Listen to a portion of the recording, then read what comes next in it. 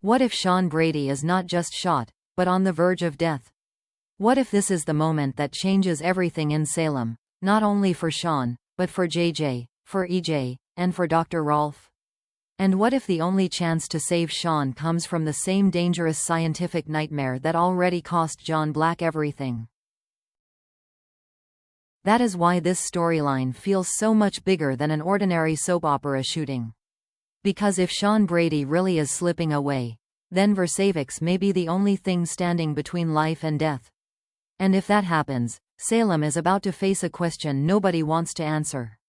How far do you go to save Shawn Brady? The first reason this storyline feels so explosive is because Shawn is not caught in random chaos by accident. He makes a choice to step into danger. And that choice may end up changing everything. When Shawn Brady and JJ Devereaux intervene as Klaus Muller targets Liam Sellico, they are not walking into a controlled situation. They are walking into a powder keg. Klaus is already in predator mode. He is not there to threaten, negotiate, or bluff his way out of trouble. He is there to remove liabilities, and Liam has clearly become one of them. That is what makes this setup so terrifying right from the start. Because when a man like Klaus feels cornered, every second becomes dangerous. Every movement matters. Every hesitation matters. And in a moment like that, it only takes one wrong angle, one sudden reaction, or one desperate pull of the trigger for everything to collapse. That may be exactly what happens here. 1 second, Shawn and JJ are trying to stop a crisis before it spirals even further. The next, gunfire erupts, panic takes over, and Shawn is the one who goes down. That image alone is powerful enough to shake the audience, because Shawn is not just another bystander in Salem. He is a legacy figure, a familiar face, and someone whose pain immediately creates emotional fallout for multiple people at once. And that is why this does not feel like a routine soap shooting. It feels personal. It feels serious. It feels like the kind of moment the show wants viewers to remember. What makes it even more unsettling is JJ's reaction. Hearing JJ shout Shawn's name in shock instantly changes the emotional temperature of the scene. That is not the sound of a minor scare. That is the sound of someone realizing, in real time, that this situation may already be much worse than anyone expected. And that is where the real fear begins. Because once Shawn falls, the question is no longer whether this confrontation was dangerous. The question becomes how much damage has already been done.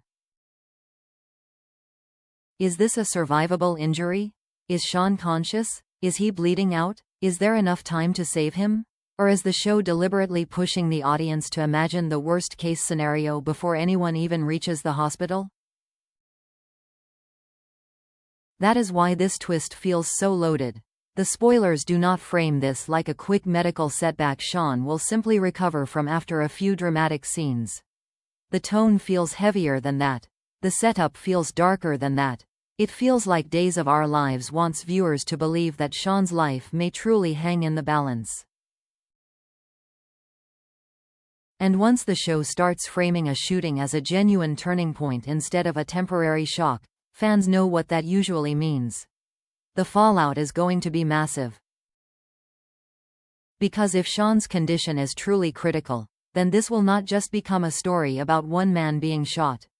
It will become a story about guilt, fear, desperation, and the terrifying possibility that Salem is about to lose someone important. And that possibility alone is enough to keep viewers locked in. What makes this entire arc even more intense is that Klaus may be the man holding the gun, but he may not be the only real threat in the story. Yes, Klaus is the immediate danger. Yes, he is the one stalking Liam. Yes, Leo and Dimitri are also tangled up in the larger mess surrounding the Demera aftermath. But what makes this storyline feel much bigger than a simple shootout is the damage Klaus may unleash after the bullet is fired. Because once Shawn is critically wounded, the whole story shifts. In that instant, The danger stops being only about catching Klaus or protecting Liam. Suddenly, the real crisis becomes whether Shawn can survive what Klaus started. And that changes the emotional focus completely.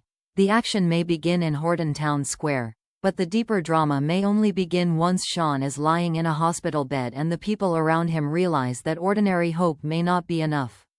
That is where this story becomes much more gripping. Because the shooting itself may only be the first wave. The real bombshell may come later, when doctors do everything they can and it still may not be enough to stabilize Shawn. That is the kind of development that instantly pushes a soap storyline into a darker and more addictive place. Once medical treatment starts failing, every character is forced into survival mode. Logic becomes desperation. Morality becomes negotiable. And choices that would normally feel unthinkable suddenly start feeling possible. That is exactly the kind of pressure cooker this show loves. And it is why Klaus' role in the story may become bigger even after he disappears from the immediate scene. His gunshot could trigger a chain reaction far beyond the physical attack itself. The real destruction may not come only from the bullet. It may come from the panic, the impossible decisions, and the dangerous alliances that form in the desperate attempt to save Shawn. That is what makes this feel so suspenseful. Because if Shawn is slipping away, then the story is no longer just asking whether Salem can stop Klaus. It is asking something even more unsettling. What will Salem be forced to do because of Klaus? That question opens the door to much darker possibilities. Families could be pushed into morally gray decisions. Enemies could suddenly become necessary. People who should never be trusted could become the only remaining option. And once that happens, the threat expands beyond one armed man in the shadows.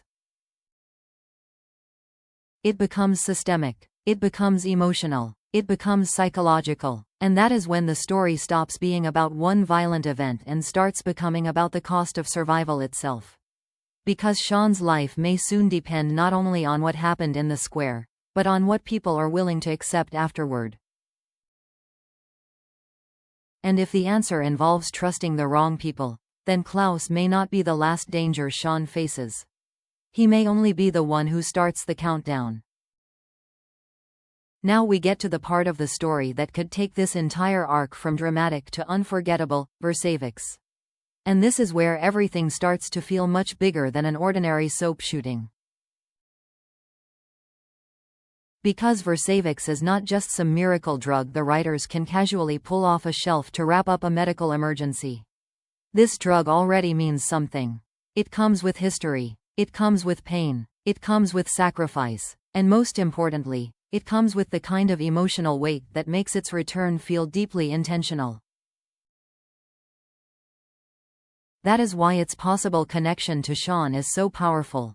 Versavix is tied to John Black's final heroic mission. It is tied to danger, secrecy, and a fight over something so valuable and so volatile that it already left emotional scars on the canvas. So if the show now brings that same drug back into the story as Shawn's possible last hope, then this is not random plotting. This is layered storytelling. This is the kind of callback that instantly tells viewers the stakes are not just high, they are deeply personal. And that is exactly why the idea is so gripping. Because once Shawn begins to fade, everything changes. If his injuries become too severe, if the hospital cannot stop the damage, if time starts running out, then Versavix may no longer feel like a shocking option. It may start to feel like the only option left. And that is when the suspense becomes unbearable.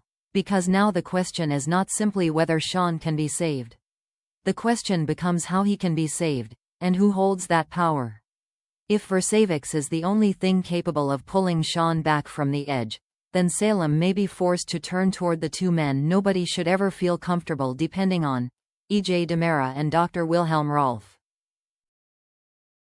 That possibility alone makes the whole story feel darker. Because help from E.J. and Rolf is never clean. It is never simple. It is never free. Even if they do have access to the drug, even if they do have the knowledge to use it, even if they are technically capable of saving Shawn's life. Nobody would believe that their involvement comes without strings attached. And that is what makes this such a fascinating gamble. If Shawn survives because of Versavix, then his survival may not feel like a clear triumph. It may feel haunted. It may feel compromised. It may feel like the kind of miracle that carries a stain with it from the very beginning. His loved ones may feel grateful and horrified at the same time. They may have to live with the reality that saving Shawn required trusting the worst possible people. And on a soap, that is exactly where the richest drama lives. Because once survival becomes morally complicated, the emotional consequences do not end when the patient opens his eyes.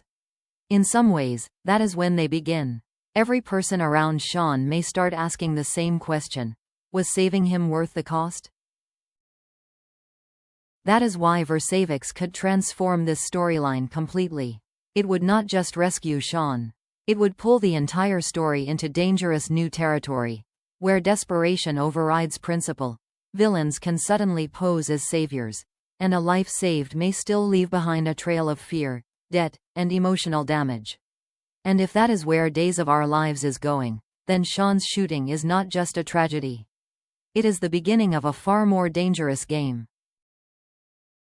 This is where the story stops feeling dangerous, and starts feeling truly twisted. Because if E.J. Demera and Dr. Wilhelm Rolf really do step in with Versavix, then the biggest question may not be whether they can save Shawn Brady. It may be why they want to. And that question changes everything. On the surface, it sounds almost heroic. Shawn is critically wounded. Time is running out. Traditional treatment may not be enough. Then suddenly, two men with access to something extraordinary appear to hold the answer. That setup almost begs the audience to see them as unexpected saviors.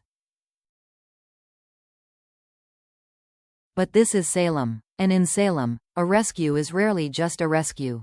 EJ is already drowning in legal trouble. He is under arrest as a suspect in Stephanie Johnson's kidnapping, and every new development threatens to tighten the noose around him even more. Rolf, meanwhile, is the walking embodiment of morally corrupted science. Every time his name enters a storyline, it means boundaries are about to be crossed, secrets are about to deepen, and someone is about to consider an option they should never have had to consider at all. That is why their possible involvement in Shawn's crisis feels so explosive. Because if EJ and Rolf suddenly realize they are holding the one thing that might save Shawn's life, then Shawn's condition becomes more than a medical emergency. It becomes leverage, and that is where the theory becomes incredibly compelling. These are not men who would miss the value of a moment like this. If Shawn is dying, if his loved ones are desperate, if the hospital is failing, then EJ and Rolf may understand that the balance of power has just shifted in their favor.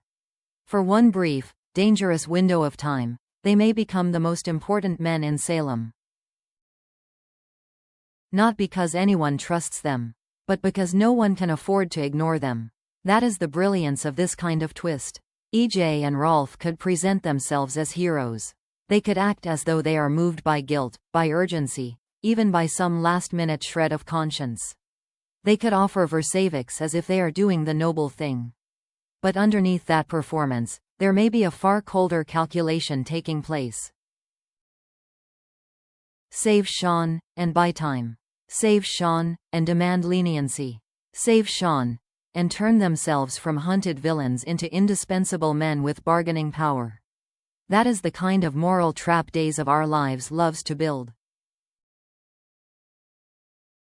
Because it forces every character around Shawn into an impossible emotional corner. If the only way to save him is to accept help from EJ and Rolf, then what do you do? Do you reject the offer on principle and risk losing Shawn forever? Or do you let the worst people in the room become part of his survival story because the alternative is unbearable? That is not just suspense. That is agony. And that is why this part of the storyline has so much dramatic potential. It is not simply about whether Shawn lives. It is about who gets credit if he does, who pays the price if he does, and whether salvation itself is about to become a transaction. Because if EJ and Rolf save Shawn, they may not just be saving a life. They may be rewriting their own position in Salem. And that would make Shawn's shooting more than a tragedy. It would make it the ultimate negotiation. But while Shawn's physical condition may become the immediate crisis, there is another part of this story that could be just as emotionally devastating. And that is JJ. Because if Shawn is shot while JJ is right there in the middle of that confrontation, then JJ may not walk away from this as just a witness. He may walk away carrying the kind of guilt that digs in deep and refuses to let go. That is what makes his reaction in the promo so important. When JJ shouts Shawn's name, it does not just sound like shock. It sounds like the beginning of trauma. It sounds like the exact moment a person realizes that everything has changed and that no matter what happens next, he may replay this night in his mind again and again. That is where this story becomes so much more than a shooting. Because trauma does not wait for facts. It does not care whether blame is rational. It does not ask whether JJ actually could have stopped what happened. It only asks the cruelest question possible. What if I had done something differently? And if Shawn's condition worsens, that question could start tearing JJ apart. He may replay every second of the confrontation. He may think about where he was standing, what he saw, what he missed, whether he hesitated, whether he should have moved faster, whether one different decision could have changed the outcome. Even if none of that is fair, it would still feel real to him. And on a soap, that kind of internal collapse can be just as gripping as any hospital emergency. That is why JJ's role in this story could become crucial. Because Shawn's shooting may not only leave a physical wound, it may leave behind psychological fallout that keeps growing long after the gunfire stops. JJ may try to stay composed. He may try to focus on catching Klaus. He may tell himself he needs to stay sharp and useful. But underneath all of that, he could be unraveling. And if Shawn flatlines, slips into a coma, or even hovers near death, that pressure could become unbearable. Suddenly, JJ is not just dealing with fear for Shawn. He is dealing with the possibility that he was there and still could not stop it. That is a brutal emotional position for any character. And it becomes even more intense because the danger is not over. Klaus is still out there. Liam is still exposed. Leo and Dimitri are still connected to the larger fallout. The Demera kidnapping aftermath is still unraveling. So while one part of the story shifts into hospital room panic, the outside world may still be spiraling toward even more violence. That creates two layers of suspense at once. Can Shawn survive? And can anyone stop the next disaster before it hits? That dual pressure is exactly what makes a soap arc feel addictive. Viewers are not just worried about one character's fate. They are worried that the entire canvas is slipping out of control. And JJ may become the emotional center of that collapse, the man trying to hold everything together while quietly falling apart himself. If the writers lean into that, this could become one of JJ's most powerful story beats in a long time. Because sometimes the deepest damage in Salem is not the bullet. It is what comes after it. And now we come to the question hanging over this entire storyline. The question the show clearly wants viewers obsessing over. Is Shawn Brady really about to die? Or is Days of Our Lives building toward an even more shocking twist? One where Shawn appears to lose the fight, only to be pulled back from the brink in the most dangerous way possible? Because if that is where this story is heading, then this is no longer just a shooting storyline. It becomes something far bigger. It becomes a survival gamble, a resurrection story, a power play, a dark moral test disguised as a medical crisis. And that is what makes this arc feel so intense. Because if Shawn's condition gets bad enough that hospital treatment fails, bad enough that loved ones begin to fear the worst, bad enough that hope starts slipping away, then Versavix may stop feeling like a shocking possibility and start feeling like the final desperate move left on the board. That is the kind of turn that changes the entire emotional tone of a story. Up to that point, viewers are watching a crisis. After that point, they are watching a gamble with life itself. And if Shawn appears to succumb to his injuries before Versavix enters the picture, the impact would be even greater. Suddenly, this is not just about saving him before it is too late. It is about whether he can be brought back after the line has already been crossed. That kind of twist would instantly make the storyline feel darker, riskier, and far more unforgettable. Because then survival stops being a medical outcome. It becomes a weapon, and if EJ and Rolf are the men holding that weapon, then the story becomes even more dangerous. Why? Because their involvement would mean Shawn's survival could never feel simple. Even if he lives, the emotional victory may come with a terrible shadow over it. The people who love him may be grateful, but that gratitude may be poisoned by the knowledge of who made his survival possible. Relief may collide with disgust. Hope may collide with fear. And every celebration may carry the same unsettling thought. What exactly did it cost to bring Shawn back? That is what gives this story its edge. Not merely the possibility that Shawn dies, but the possibility that saving him could change everything around him. Will the hospital fail him? Will Versavix become the final desperate answer? Will EJ and Rolf exploit that moment to negotiate their own freedom? And if Shawn survives, will his return feel like a miracle, or like the beginning of something darker? Those are the questions that make this storyline feel so much bigger than a temporary scare. It feels like a threshold is being crossed, a moment after which nothing will feel quite the same. Because if Shawn Brady truly goes to the brink, and if the only way back comes through men like EJ and Rolf, then Salem may be entering one of those classic days of our lives turning points where one life is saved, but the cost of that salvation keeps echoing long afterward. And that is exactly why viewers will not want to look away.